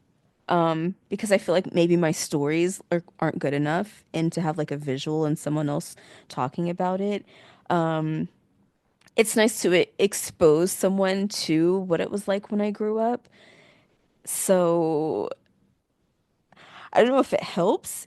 It's nice because I know you'll understand, like when I'm talking about some things, but it also is kind of like re-traumatizing. Well, it's yeah, yeah, I definitely see how that could be re-traumatizing. Is there a side of like when you have like an ex-Jehovah Witness like going through this material and like being like, yeah, see, this is what they're doing here, and then like you've probably already come up with that, but there might be that doubt, and I don't mean you specifically, but Like anybody the who's validation from yeah. someone else. Oh yeah. No, it definitely does. It helps, but it also was like, damn it, I knew I was right. Like so yeah, sometimes it helps, and then sometimes it can just like make you like angry all over again because those some of the scenarios that they show in those videos, like it really I have very distinct, clear memories of that thing happening to me. And it can bring up a lot of bad feelings, but exposing other people to it so they can kind of understand, like, okay, this is the reason why I'm like weird, like in this way. And they kind of get it. Having someone like know you and Yeah. Yeah. understand you, that always helps. And you feel less weird because being an ex Jehovah's Witness kid, you're always going to feel weird no matter what. And it sucks. It can create a lot of insecurity. And even if you're not insecure about it, it's just something that always stays with you. You always feel othered by your own volition. And it's not healthy, but it's kind of hard to get rid of. Yeah, I remember sitting down with someone a couple years after kind of getting out of my religious upbringing and just telling them like, oh yeah, my dad was a pastor and they had grown up Christian too. And they like paused, they like looked me in the eye and they were like, you were totally in it. Like it was 24/7 for you. And I never really got that reaction. I just remember being like shocked. I think I like teared up. I was like, yeah, like and just like having like just feeling seen was like Mm. really like affecting me. Yeah. And like Yeah. it really helps just to like have someone who gets it. Yeah. Yeah, for sure. Wow. I We don't have covered anything else. Yeah, we covered a lot of ground today. We did. This Jesters. was fun. Thank you so much for having me. This was fun. I love Yeah, getting to well, hear. Yeah. yeah, Yeah. thanks for being on because I mean, me being someone who wasn't in any religion and stuff. I mean, like Gailey, I'm sure there's like a little like yeah, I could tell through the thing. There's some familiarity with some of the stuff. Like for me, seeing it, it is just baffling the world. Like I already knew that like they're they're crazy and very pushy, but to like see like how do you I mean, how do you as a 8-year-old girl growing up in that be like, I'm not gonna get baptized. I don't believe in this. Like you were a rare I know. case. Yeah. Very glad at that decision I made at such an early age. Yeah, me too. Me too, because there's a possibility we wouldn't even know you to have this conversation if certain things hadn't become obvious to you at a certain age. So like go off. Good job, Nadia. Good job. Aw, thanks. Yeah. Um, we should all say go jesters on three, okay?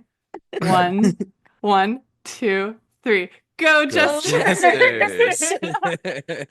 And cut. Now I can be a bitch again.